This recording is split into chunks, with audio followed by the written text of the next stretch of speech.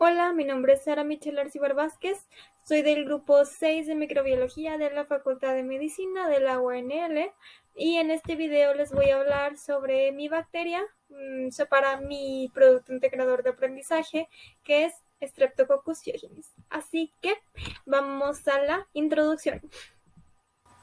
Bueno, hablaremos sobre la clasificación ahora. Se dividen en tres grupos: los grupos de Lancefield, los protones hemolíticos y los protones bioquímicos.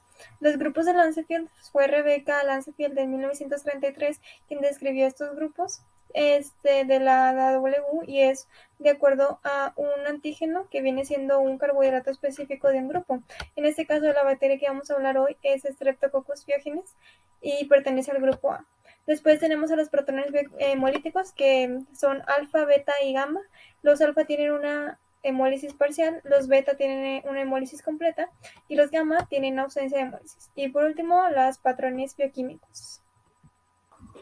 Bueno, hablando ahora sobre la fisiología y su estructura, son cucos esféricos, tienen un diámetro entre 1 y 2 micrómetros y pueden crecer entre medios de agar de sangre, que son enriquecidos, pero también es importante decir que cuando hay mucha glucosa inhiben su crecimiento.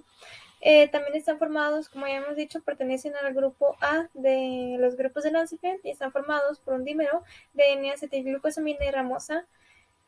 Y bueno, es esto.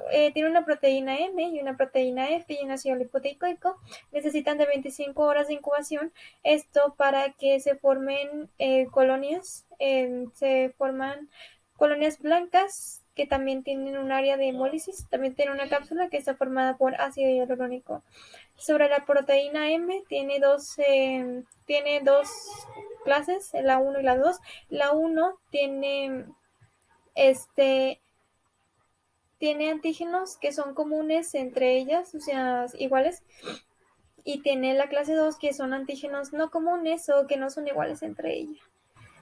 Y la proteína F y el ácido lipoproteico sirven para la adhesión. Bueno, hablando sobre la patogenia, estas bacterias pueden evitar la opsonización y la fagocitosis. La cápsula hialurónico, como ya lo habíamos dicho anteriormente, que inhibe pues a la fagocitosis, la proteína M que inhibe al C3b, que pues es un factor que ayuda a la fagocitosis. También hay un factor H que también influye por vía alterna al C3b. Y por último, a la proteasa C5a, que inhibe a la C5a, la cual es una molécula quimiotactina de fagocitos y neutrófilos. También tenemos algunos componentes de la adherencia, que son el ácido lipoproteico, la proteína M y la proteína F. Y ya los habíamos mencionado anteriormente, pues sirven para la adhesión. Por último, tenemos exotoxinas pirógenas, estreptocócicas, las cuales estas sirven como superantígenos, porque ya que liberan citocinas proinflamatorias que se cree, las causantes de las enfermedades más fuertes. Tenemos dos estreptolicinas, la S y la O, que lisan eritrocitos y leucocitos. La S está en suero. La O es importante mencionar que forma anticuerpos antiestreptolicina O, solo que no se puede hacer esta prueba de anticuerpos en personas con heridas cutáneas o infecciones cutáneas, ya que se inhibe el colesterol por estas. Y por último tenemos a la estreptocinasa, que degrada al pepsinógeno, lo que hace que degraden los coágulos y se pueda diseminar más fácilmente esta enfermedad. Bueno, y sobre la epidemiología, les puse aquí una tabla que encontré que pues habla de la faringitis en México. Y bueno, es importante decir que afecta principalmente a niños, pero eso no quiere decir que los adultos jóvenes no sean susceptibles, no, sí también lo son. Y pues sabemos que la primera o la causa más común de un Streptococcus, más bien la enfermedad más común, es una faringitis bacteriana. Y bueno, el contagio puede ser por gotitas respiratorias, como se pueden ver en guarderías, escuelas, demás. De acuerdo, ahora toca hablar sobre las enfermedades clínicas. Se dividen en supurativas y no supurativas. Supurativas es que producen pus, y no supurativas, pues no producen pus. La faringitis, es una enfermedad supurativa que se desarrolla 2 o 4 días después de que entró la bacteria como tal a nuestro organismo. Son síntomas generales como dolor de garganta, fiebre, cefalea, pues un malestar en general. Después tenemos también la escarlatina, que es una complicación de la faringitis como tal por un bacteriófago. Y bueno, lo que hace la escarlatina es que se forma un exantema, eritematoso difuso. Es como si fuera un sarpullido que primero inicia en el tórax y al 1 o 2 días se extiende pues a las extremidades y hacia los brazos. Después también la lengua, bueno, exantema respeta el área peribucal que viene siendo los labios y también respeta palmas de las manos y de los pies. También la lengua tiene un exudado en blanco amarillento que después se podría decir que se cae y después la lengua se vuelve rojiza, en lo que se conoce como lengua aframbesada. Y bueno, después tenemos al pioderma. La pioderma se da en zonas expuestas. Se puede dar porque hubo un corte o no sé, cosas de ese estilo que haya hecho que haya entrado pues la bacteria por ahí. Pues como ya dije, es un contacto directo y lo primero que ocurre es que se forman pústulas que vienen siendo como ampollas.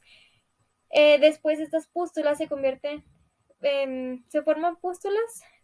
Primero se forman vesículas, luego se forman pústulas. Las pústulas vienen siendo vesículas llenas de pus, que vienen siendo igual que una ampolla. Y por último, estas se podría decir que explotan y después se forman las costras. También podemos ver que hay ganglios linfáticos hipertrofiados, como también hay una diseminación de la bacteria porque los niños tienden mucho a rascarse. Digo niños porque también esta enfermedad es más común en niños pequeños que tienen mala higiene en los meses que son más cálidos y más húmedos, como pueden ser los meses de mayo, junio y julio. Y por último, tenemos a la erisipela. La erisipela es caracterizada porque tiene un dolor local e inflamación.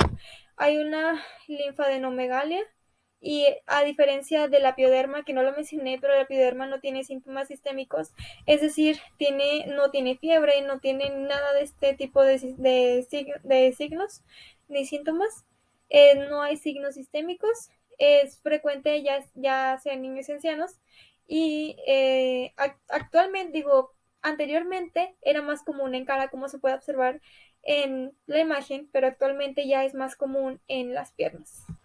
Bueno, ahora seguiremos hablando sobre enfermedades supurativas. Tenemos a la celulitis, que es muy parecido al cuadro clínico que tiene la erisipela. Afecta la piel y los tejidos subcutáneos. No se puede distinguir de la piel afectada de la no afectada. Y hay infección local con síntomas sistémicos. También tenemos a la fascitis necrosante, en la cual hay una destrucción de músculos y tejido adiposo por estas bacterias que también se le conoce como come carne. Ahora sí hay síntomas sistémicos también y tiene una insuficiencia multiorgánica que también puede llevar a la muerte, por lo que necesita de mm, pues de una intervención precoz, para que no pase a mayores, como es la muerte. En este caso se hace el desbridamiento quirúrgico del tejido infectado. Por último tenemos el síndrome de shock tóxico, que actualmente no es muy común porque pues ya se implementó todo esto de los antibióticos, pero en este síndrome hay inflamación de partes blandas, que también hay dolor, y el dolor se va intensificando conforme va avanzando la enfermedad hasta que entran en shock. Hay síntomas inespecíficos como lo son la fiebre, las náuseas, la diarrea, demás síntomas. Y bueno, todas las personas son susceptibles a contraer esta enfermedad, este síndrome, pero tienen mayor riesgo aquellas personas que, por ejemplo, tienen VIH, tienen cáncer, tienen diabetes. Y bueno, ya habíamos hablado de las exotoxinas pirógenas.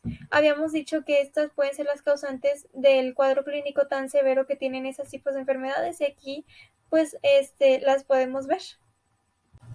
De acuerdo, ahora vamos a hablar de las no supurativas, que son dos: la fiebre reumática y la glomerulonefritis aguda. La fiebre reumática son alteraciones inflamatorias que afectan principalmente al corazón, pues a las articulaciones, a los vasos sanguíneos y a los tejidos subcutáneos. Esta enfermedad está asociada con la faringitis estreptocócica y se da más en meses fríos del año. Igual que algunas enfermedades que hemos visto como La faringitis se encuentra más en niños menores y el sexo no tiene distinción, le da a ambos por igual.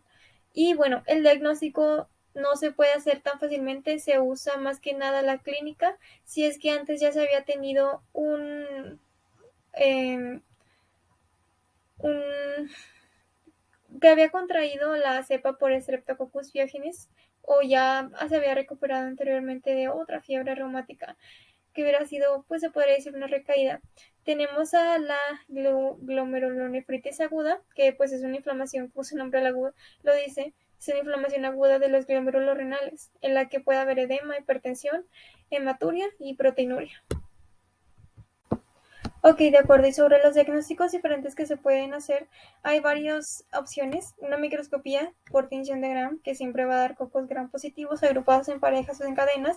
También se puede la detección de antígenos, como ya hemos dicho, esta bacteria pertenece al grupo A del grupo de Lancefield, entonces se van a ver estos carbohidratos que son grupos específicos. Tenemos el cultivo, que se puede hacer por muestras de la bucofaringe posterior, por un material purulento, como puede ser en la pioderma.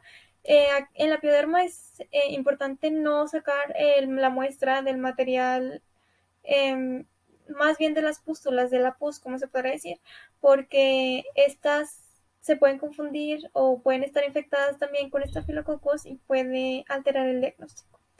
También hay detección de anticuerpos, como ya lo hemos dicho anteriormente, la streptolicina O tiene anticuerpos anti-streptolicina O, la prueba de ASLO, o la eh, streptocinasa, como ya la habíamos dicho, aquí no la puse, pero es eso. En la identificación se identifica, como ya habíamos dicho, el carbohidrato específico del grupo A. Se puede hacer por inmunoanálisis y también tenemos una prueba llamada L-pirrolidonil arilamidasa, en la cual es específica para un solo tipo de streptococcus, que es ese que estamos viendo, Streptococcus pyogenes, y para algunos enterococos. De acuerdo, y ya por último hablemos sobre el tratamiento. El tratamiento puede ser con penicilina, ya que esta bacteria es muy sensible a la penicilina, entonces puede ser usada. Para los pacientes que son alérgicos a la penicilina, también se puede usar cefalosporina oral o un macrótido.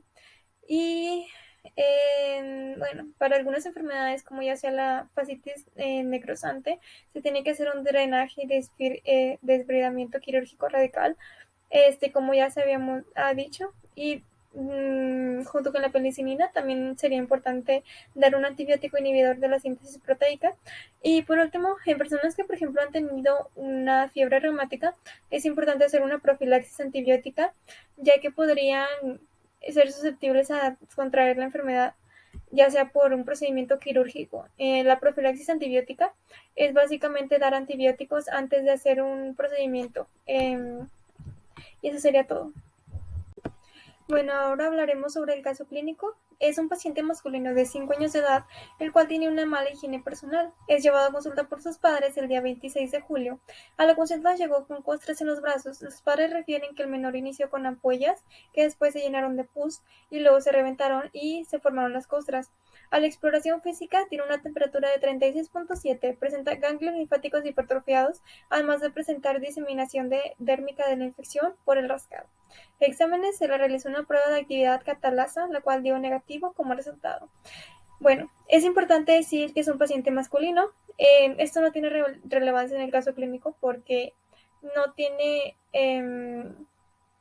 no tiene relevancia el sexo en este caso. Es de 5 años de edad. Y eso es importante decir porque esta bacteria es más común que afecta a niños menores de entre 5 y 15 si es que hablamos de una faringitis. Tiene una mala higiene personal, eso lo pudimos ver que lo menciona en el caso de una pioderma. También les lleva a consulta por sus padres el día 26 de julio y seguimos con pioderma ya que se da en meses cálidos y húmedos. Llegó con costras en los brazos, tiene ampollas. Las ampollas pueden ser interpretadas como vesículas que se llenaron de pus, se forman pústulas que después se reventaron y se formaron las costras. Sabemos que al final de la pioderma se forman las costras. Tiene una temperatura de 36.7, eso es importante ya que la pioderma no da signos sistémicos También tiene ganglios linfáticos hipertrofiados y tiene diseminación dérmica de la infección, así es como se disemina la infección por medio de el rascado. Y bueno, el examen que se realizó se hizo una catalasa, ya que la catalasa da positivo para Staphylococcus aureus, pero da negativo para Streptococcus y Enterococcus.